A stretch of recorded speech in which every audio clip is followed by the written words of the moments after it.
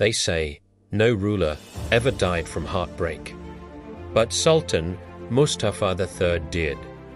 A man whose heart stopped, not from battle, but from sorrow for his people. In the winter of 1774, as the call to Friday prayer echoed through the streets of Istanbul, Sultan Mustafa III, the Ottoman and the 91st Caliph of Islam, took his final breath, a man of faith, wisdom, and sorrow. His heart could no longer bear the grief of his nation's losses. Mustafa III was born on the 28th of January, 1717, the son of Sultan Ahmed III and Miriga Haseki. Raised within the palace walls, he received a refined education and waited patiently through the reigns of two uncles. Before ascending the throne in 1757, upon taking power, he showed the mercy of a just ruler. He released those imprisoned by debt, repaid the people's dues, and restored hope to hearts long burdened. The people rejoiced, for they had found in him a sultan who cared. At home and abroad, Sultan Mustafa was cautious and wise. When Europe burned in the flames of the 7 Years' War, every power sought to draw the Ottomans to their side, but Mustafa refused. He wished for peace, yet fate would not grant it. When the Russians crossed the border, shedding Muslim blood in Poland and Dobrija, the Sultan could no longer stand idle.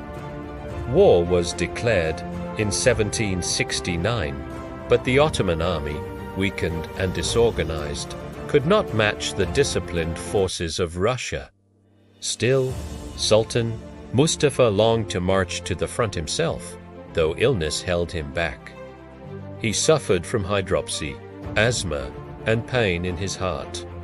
Yet, his concern was always for his soldiers and his people.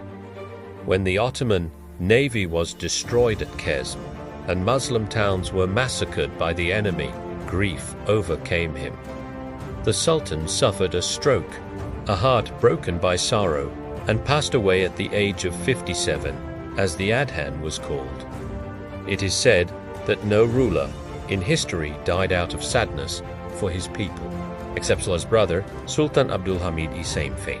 After his death, the Treaty of Keke-Kinaka was signed, and for the first time, Muslim lands in Crimea were lost.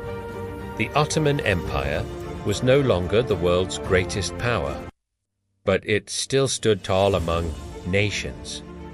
Sultan Mustafa was remembered not only for his sorrows, but for his noble heart.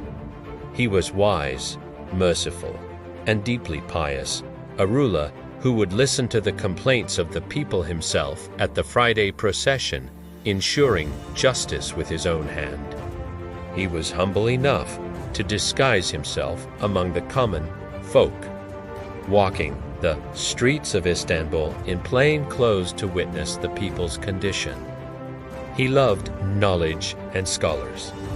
Under his reign, the gatherings of scholars known as Husa Dersleri were verses of the Kur, and were interpreted before the Sultan, became a permanent tradition. The first verse discussed in his presence was from Surah An-Nisa, O you who believe, be upholders of justice. He also founded the Mühendishain, Iberai Hümayun today's Istanbul Technical University, the Empire's first modern engineering school. He encouraged the establishment of factories, workshops, and the study of science and medicine.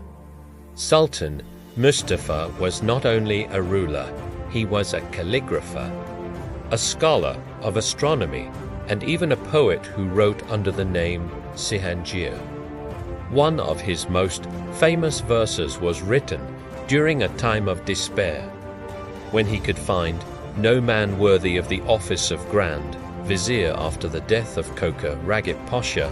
Do not think it will be mended by us. The world is fading away. Misfortune has given power to the inferior, and now those in high positions are always dastardly.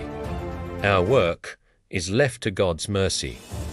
He built the beautiful Leylayli Mosque, the Ayasma Mosque, and others that still stand as testaments to his devotion. He worked to rebuild Istanbul after the great earthquake of 1766, when the city was shaken to its foundations. He lived humbly, ruled with compassion, and died with grief in his heart for the losses of his people and his Ummah. Sultan Mustafa III, the scholar, the reformer, the poet, the Sultan who ruled with justice, and the Sultan who died of sorrow.